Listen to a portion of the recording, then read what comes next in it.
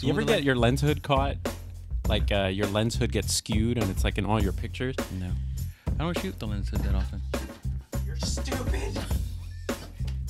I used to be smart. I don't know. What do you think of this set? We look fake. We are fake. These are not real. Hey guys, welcome to the Moe and O photo show. My name is Omar Gonzalez. And I'm Moe. And those of you new here, we're two buddies that talk mostly photography and food and tech, but we're just a silly podcast, and we're here with the ladies. Hey, ladies. Dorks! But let's not talk about food today.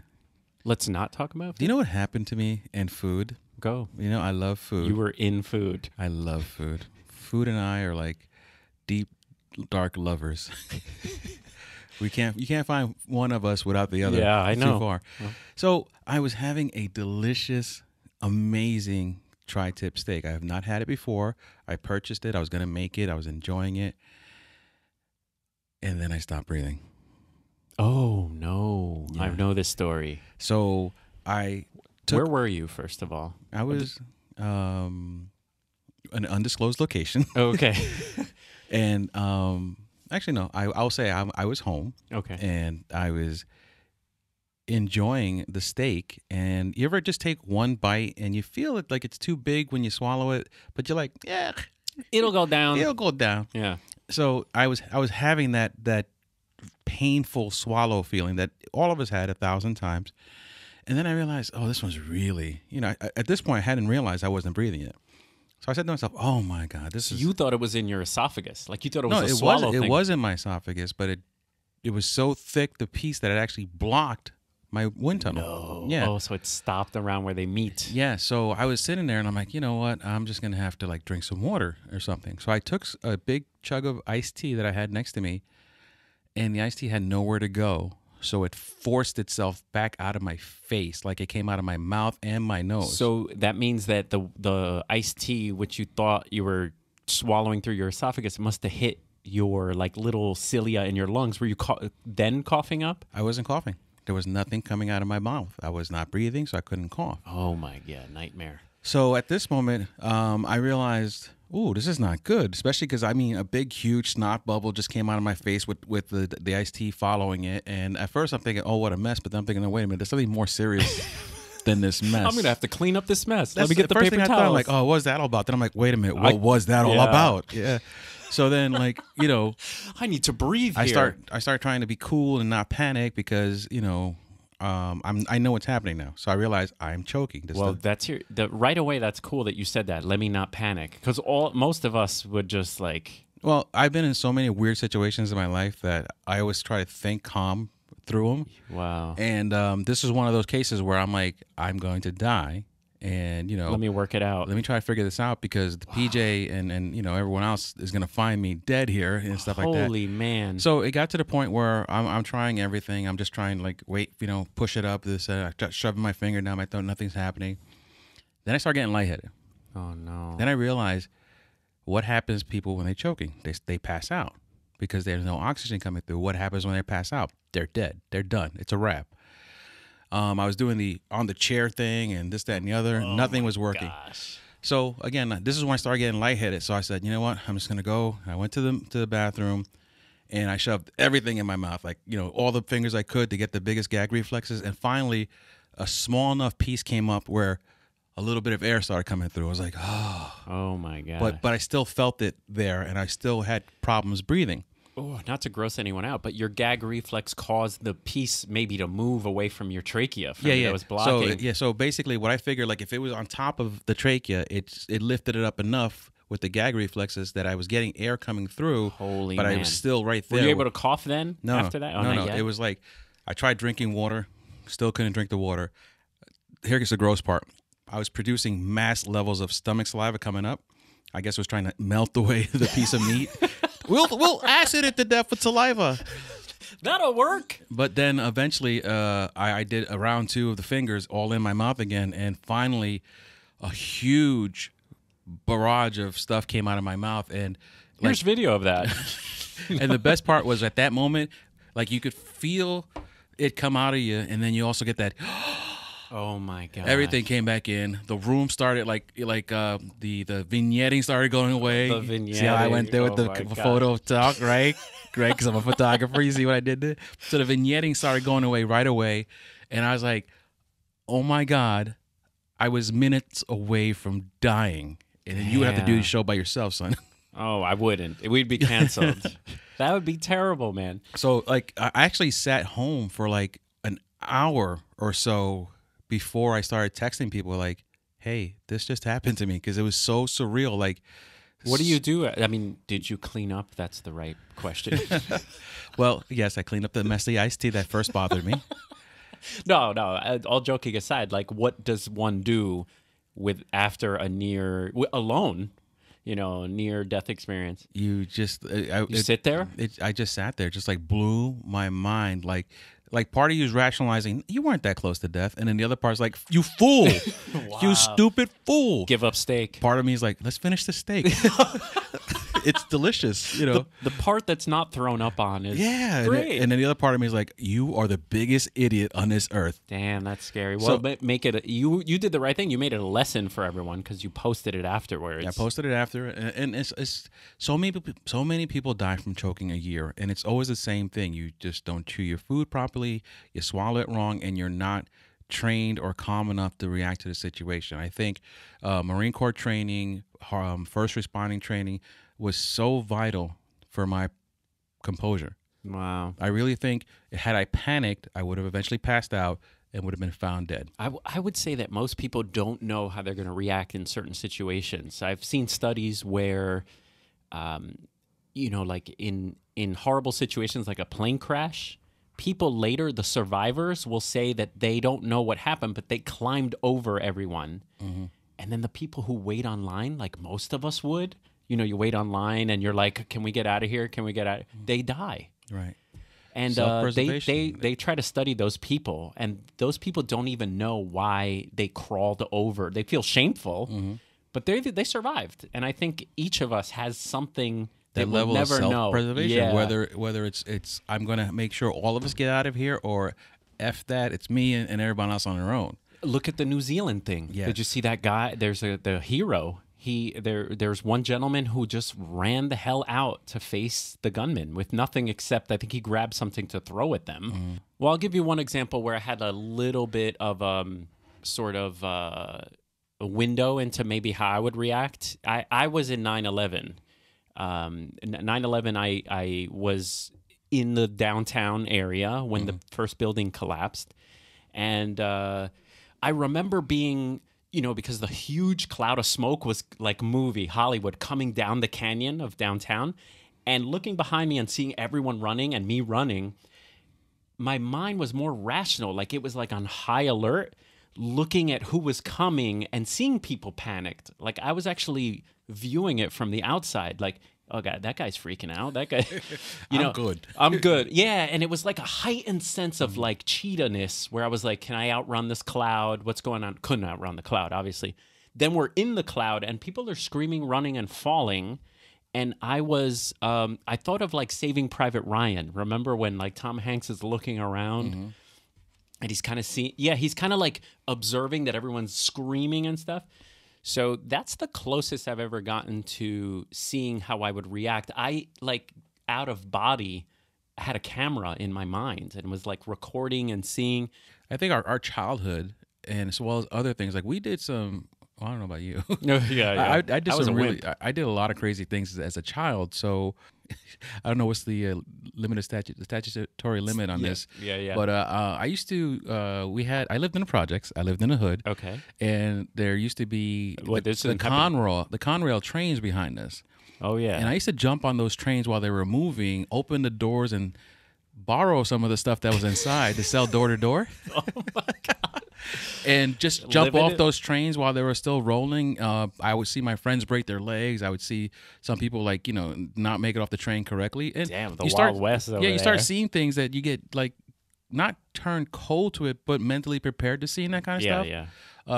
I was also part of Hurricane Andrews down in Florida that happened. It was a very big hurricane right around 92. I was part of the relief that went down there from the Marine Corps, and my job was to guard water with a whole bunch of other Marines. And knowing that you're in Florida, but you're surrounded by what looks like a third world nation. Heck yeah. And people are trying. You have to defend water posts by force because people are trying to steal water because they just want to give their family water. Yeah, so tough. Seeing all these kind of things seeing has it in mentally different- prepared me for a lot of things. I think it saved my life the other day. It truly did. I think any other person, well, not any other person, but I think had I been any other person, Me. I might have Just say it. I might have panicked and not be here today to hold this mic. Well, I'm so glad you're here, man. And let it be at least a little bit of lesson to some of you. Look up how to do the Heimlich, even if it's, No. Even if it's not 100%, like the movies make it, it's better to administer it than to do nothing. Speaking of food, I found a cool little quick way to wrap stuff. When you say stuff, when you say stuff, what do you mean stuff? Wrap food. This I saw in one of the sort of low carb diets is using egg to make kind of like a frittata / shell that you can actually flip it. It's pretty strong, and you can fill it with stuff and wrap it and make like a little burrito. Instead of getting the carbs from a flour tortilla, you have your egg as the wrap. Taco Bell does that. Oh yeah, Yeah. They stole my idea. The egg sandwich something or other. It's delicious. Oh yeah, cool. Well, I don't know if they still do it, but they had it for like last summer, at least locally here in New Jersey. You know, you ever been to a Burger King in Texas and they have something you never even heard of, like some kind of McRib lover, like real horse barbecue. Get yourself some horse meat. All right, let's talk a little comic news. Movie news. Number one, Captain Marvel recently was released. Those of you that are Marvel fans, chime in below without spoilers, of course, because we don't do any spoilers here, whether you liked it or not. So give it a grade, A through F. So it's a 2-part grade, right? So the first grade overall as a movie, okay, not a Marvel movie, as a movie overall, I would. What was the number? A through F. Come on, grades like that you got in school. All right, so I'll give it a solid B+ as a movie. B+ as a movie. B+. I'll give it as a Marvel movie a C, because I thought there's certain things I didn't like, certain things I did like. I thought it was a great story. I thought it was a story that by itself was great. It had typical, protagonist type stuff, where are we as a hero? Am I a hero? I am a hero, Got it. So her journey. Yeah, I think that was awesome, the way they told that story. I think I didn't like Brie, though. Yeah. I mean, I didn't hate her. She was kind of so neutral and bland. I think the scenes that she should have carried alone, like her emotional journey, wasn't so strong. No, there was one point where she was crying, and I didn't feel anything. I'm like, come on. If it wasn't for Nick Fury, I think when she was with Nick, it was hilarious. It was awesome. Yeah. But so that's why I give it a C, because as a hero, the actress this is the first actress that I felt. Probably someone else would have been better. No, she wasn't That's horrible. true. She wasn't horrible. You were not going to sit there and go, get rid of her, burn her to the stake or whatever you savage people do. But I think honestly, as the movie overall, it was a great. It was a good movie. It was a good movie overall. As a Marvel movie, the main protagonist didn't carry it in certain scenes you expected her to carry it. Yeah, I agree. I there's a couple of things I liked about the movie. Number one, the de-aging on Nick Fury, man, it was unbelievable. Like there was one part where I noticed it, but the rest of the movie I didn't notice. So, there's one part when he's at the restaurant. There's no spoiler because it's in the preview. You've seen the preview. When he's in the restaurant, the hairline doesn't move when his forehead goes up. Oh, okay. Something small that I caught. I'm like, that's odd. They probably ran out of time. They're like just on, forget the forehead thing. Release the movie. But yeah, it was like you said. Go ahead. It was really cool how they de-aged him. I loved seeing Nick Fury young, and then at first I was like annoyed that he wasn't acting like the hardcore Nick Fury. Mm-hmm. But then I had to think he's still like a low grade Shield agent. Shield is very new. So I then bought into him like liking cats and, being like almost cute Nick Fury. But my negatives were I didn't like her in that role at all. I thought she didn't feel like an awesome hero. She just didn't. You said it perfectly. I think she's the first one I feel was miscast. And if I go through all the heroes, I think the hero in this Marvel run, because I was disappointed with Andrew Garfield as Spider-Man. He was terrible. He doesn't count. But in this run, let me think of a hero. The closest one that I felt didn't at first need to be that particular actor, but became that character to me is Hawkeye. Hawkeye. I was about to say that. Yeah. Jeremy Renner. When I first saw him, I was like, come on, this ain't Hawkeye. In that Thor movie. Yeah. When he came in that Thor movie. First of all, he didn't have purple on. I'm very delicate about Thor. And when I saw him in the Thor movie, I'm like, why? Why him of all people? I didn't like him. I don't know what it was about him that I didn't like him as an actor. Agreed. But he grew on me, and when he played the Jason Bourne movie, then he grew on you more. Because even though that was it should have just been a regular movie. It should not have been a Bourne movie. But his action style in that movie kind of won me over to like, maybe I can get to like this guy. And then I saw him in some really dramatic stuff, and I'm like, he's a good actor, man.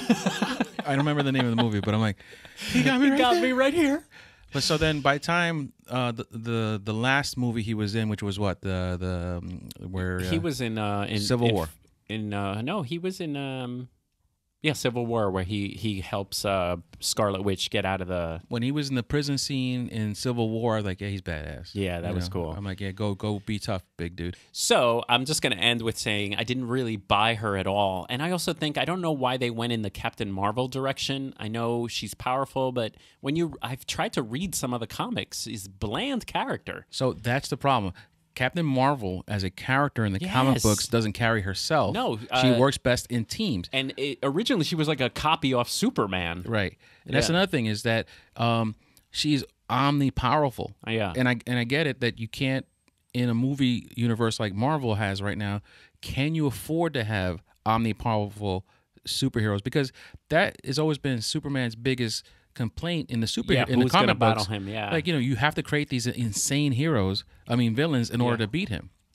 I agree. So like maybe Silver Surfer. I know they don't have the rights to that, but they do. All right. So just actually days before the recording of this video, the Fox deal is done. So think about this. Instead of there's a scene that hints that Captain Marvel may help. In the Infinity War, there's a scene that says Captain Marvel may help in the next movie. How awesome would it have been if the hint was, hey, Silver Surfer may come? Now I'm thinking he's cosmic and crazy. Even Galactus, like, I need half of my people back so I can eat those. Right. I need so those now lives. They set this up that this Iron Man and Captain America grew on us because they had 3 movies, and Thor 3 movies to get us to know the character. They had to like shoe in this Captain Marvel to get her to be in the next movie. I say to that point, they did that because everything's going to change so drastically at the end of this movie coming up. Yeah. That they need to make sure that we feel comfortable that there's more coming. All right, I guess so. So you think she's going to go beyond this first wave? Yes. Yeah. The movie did too financially well for some movie studio not to do a sequel. So overall, Captain Marvel, I say thumbs almost down. No, I still give it an up for a movie in general. I think it's mediocre for a Marvel movie, but it served the purpose of introducing her because we're going to need to know her for the upcoming movie. Hey, speaking of the old Spider-Man, if you want to see the Spider-Man that I love, Spider-Verse. How comfortable he is being Spider-Man, where he can web without looking, where he can flip you, he can joke while fighting. I feel like the joke while fighting being young is like a nervous, and then the comics that I read from Spider-Man is he jokes because he's having a good time. Right. He knows he's going to whoop your butt. Right, and I think that was perfect. Like, it's saying, I don't know if they're saying this is a spoiler, but that Peter Parker that plays Peter Parker was perfect. Even though he had his downs, he was still an amazing Spider-Man. Damn, yeah. I mean, I think that introducing all those Spider-Mans to those who'd never heard of them. I think the plural of Spider-Men is Spider-Men. Spider-Men. Spider-Mans. And also there's Gwen. I'm from Hoboken, son. I say mutts. you know Mr. Ising used Yeah. to yell at us every Christmas? Do you remember why? Mr. Mr. Ising was our chorus teacher in high school. One of our songs we would sing a plural, and it wasn't a plural. Yeah, it was Rudolph the Red-Nosed Reindeer. So basically, You can't even say it. I can't even say it anymore. He would yell at me right now.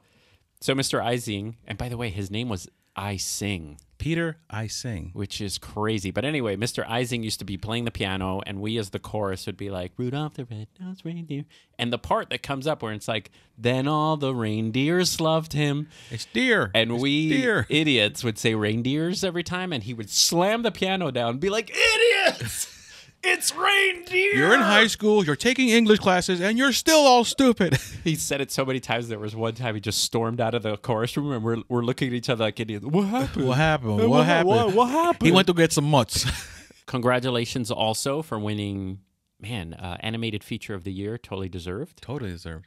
Like I went into that thinking this was going to be another crappy Sony Spider-Man movie. It is the best. It is by far the warmest, most pull you in story. I mean, like I couldn't Laughs, I could cries. not. I never found myself rooting for someone that I already knew was going to win. Yeah, that's like I was true. rooting for Miles. And my wife, who doesn't know anything about Miles Morales, loved it. So she's the litmus test always for the non-comic nerd. Mm-hmm.